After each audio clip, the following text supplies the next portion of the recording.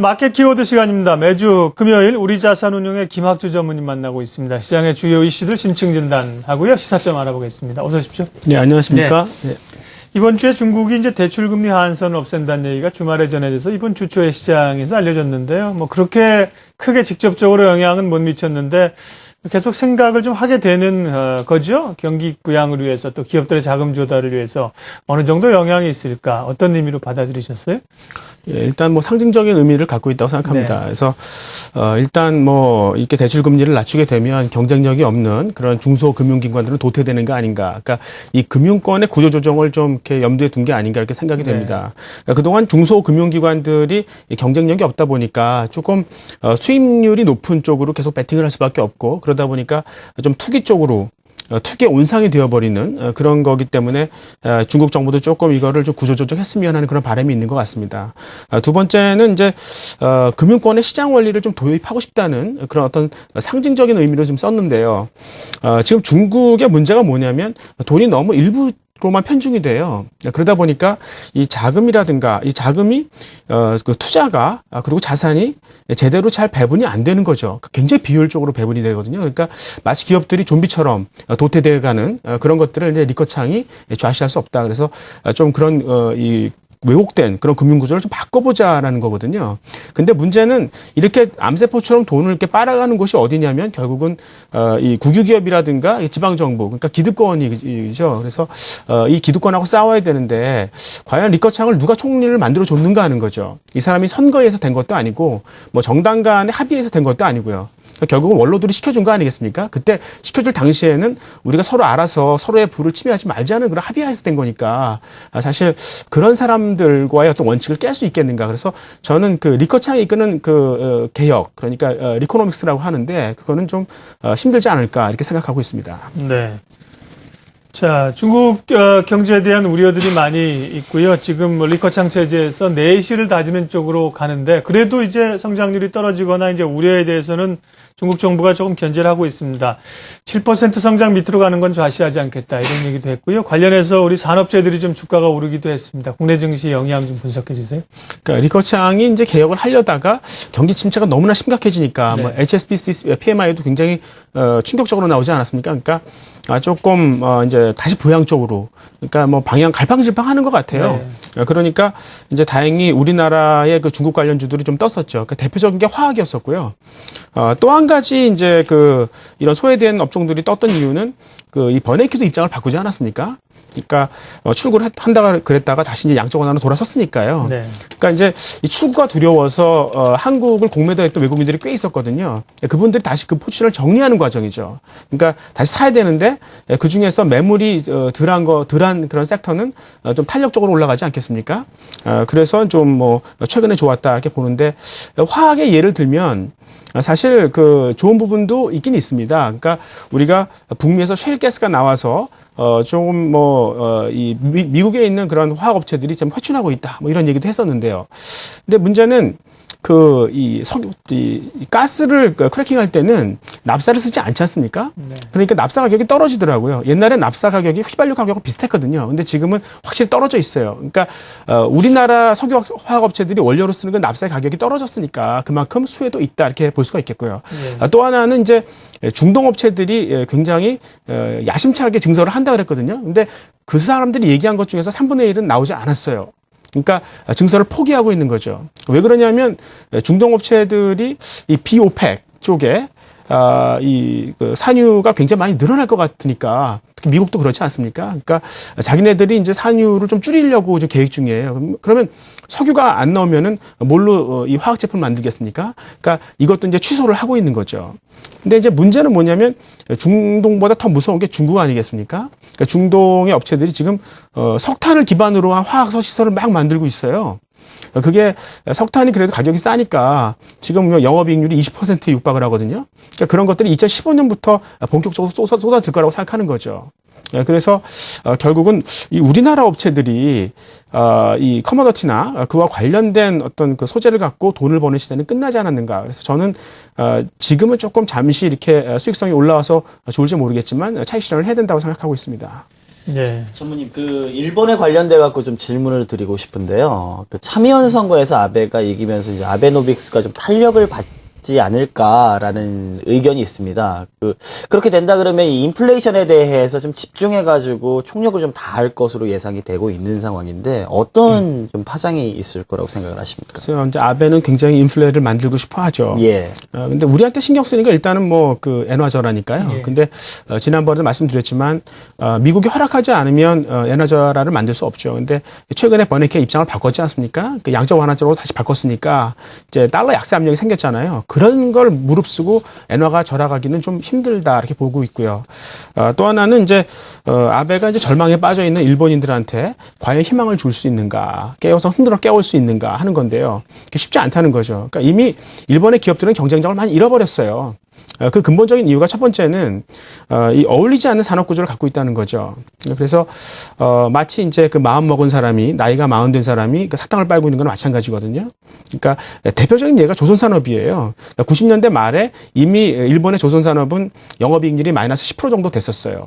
근데 인건비가 30%라는 거예요. 근데 사람을 자를 수 없으니까 그러니까 어차피 20%는 남는 거 아니냐. 그리고 그 사람들이 다 이제 늙어서 은퇴할 때까지 그 산업을 하더라고요. 그러니까 그런 것들이 굉장한 비효율이죠. 또 하나는 뭐냐면 굉장히 폐쇄적이에요. 그리고 일본이 굉장히 끼리끼리 문화거든요. 그러니까 우리나라 같은 경우에는 미국에서 유학한 사람들이 들어오면 대우를 해주지 않습니까? 일본은 잘 안 해줘요. 그러니까 동경대 사람들끼리만 하는 거죠.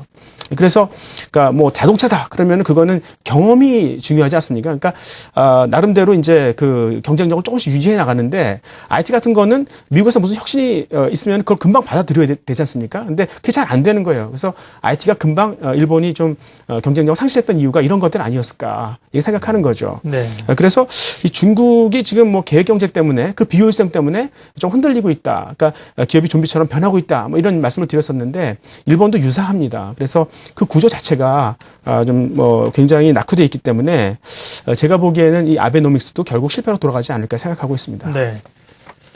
미국의 얘기하겠습니다. 미국은 지표가 최근에 괜찮죠. 물론 뭐 소비나 투자나 이런 건 좀 왔다 갔다 합니다만 특별히 주택 지표가 빠르게 회복이 되고 있고요. 일부 뭐 주택 재고가 부족하다는 얘기도 나올 정도로 주택 경기가 빠르게 회복되고 있는데 예, 미국 경제, 세계 경제 회복의 어떤 신호탄으로서 받아들여도 될까요? 예, 그 재고 네. 기존 주택의 재고가 주니까요. 네.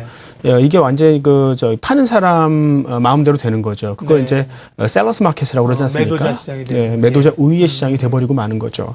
근데 그 이유 중에 하나가 뭐냐면 예전에 이제 서프라임 났을 때 그때 이후에 네거티브 에쿼티, 그러니까 이 집 가격이 앞으로 이제 상환해야 될 부채보다도 더 적은 거, 그러니까 굉장한 부실 주택을 금융기관들이 일부러 덤핑 쳐서 팔았어요. 그때 이제 미국 정부가 그런 집을 살 때는 세제 혜택을 주겠다 그랬어요. 근데 그런 주택들이 언제 많이 팔렸냐면 2010년 하반기에 많이 팔렸거든요. 단 조건이 있어요. 3년 동안 살라는 거죠. 그러니까 올해 말까지는 살아야 돼요. 네. 그러니까 매물이 안 나와요. 근데 올해 이제 그런 매물이 안 나오는 부분도 있고 또 이제 그 미국 정부가 은행들한테 함부로 부실주택을 차압해서 반대 매매하지 말라고 그랬어요. 그러니까 적어도 올해 말까지는 이렇게 그 셀러스 마켓이 유지가 될 것이다. 그래서 이제 잠깐 단타 매매하는 친구들을 이제 플리퍼라고 그러거든요. 그런 사람들이 굉장히 늘어났다. 그래서 아무튼 뭐 이게 좀 한시적일지 모르겠지만 미국 사람들의 온통 관심은 앞으로 적어도 올해 말까지는 굉장히 주택 시장이 좋을 거고 그게 이 고용이라든가 소비를 얼마큼 좋게 만들 것인가 여기에 많이 기대를 하고 있는 것 같아요. 그래서 주식 시장도 상당히 좀 기대를 하고 있는 그런 모습입니다. 어쨌거나 뭐 어느 쪽에서든 좀 풀리기를 바라고요. 특별히 뭐 주택 시장은 미국의 서프라임 모기지의 진원지 아니겠습니까? 회복이 된다고 하면 물론 좀 구조적인 한계도 얘기를 하셨는데 회복이 된다면 좋겠고요. 예, 그 이번 주에 나온 기사 가운데 이 북극해 항로 새로운 그 물동량 물건을 실어날 수 있는 항로가 개척돼서 국내 기업들도 좀 이쪽으로 좀 이용을 한다 그러는데요. 운송거리가 단축된다는 거죠. 그렇게 되면은 해운업종에는 호황인가요? 조선업종은 어떻게 되는 건가요? 그래서 이제 일단 뭐 짧게 뭐 단축거리가 짧아지면은 뭐 일단 해운 업체들한테는 뭐 좋을 수도 있는 건데, 네. 근데 이제 이 북극해 항로라는 게 러시아 그 북쪽 해안, 그러니까 무르만스크 항로를 통과하는 거거든요. 네. 여기가 이제 빙하가 녹았어요. 그러니까 이 항로가 열린 거죠. 그러니까 확실히 가까워졌어요. 네. 그러니까 이 네덜란드 로테르담에서 이제 부산이나 아니면 일본의 고베 여기까지 올 때 이 수에즈 운하를 통과할 때는 한 33일 걸렸거든요. 네. 근데 지금은 23일이면 된다는 거예요. 그러니까 해운사들이 지금 가뜩이나 좀 뭐 경비 절감을 위해서 뭐 노력하고 있는데 좋은 대안이 떠오른 거죠. 네.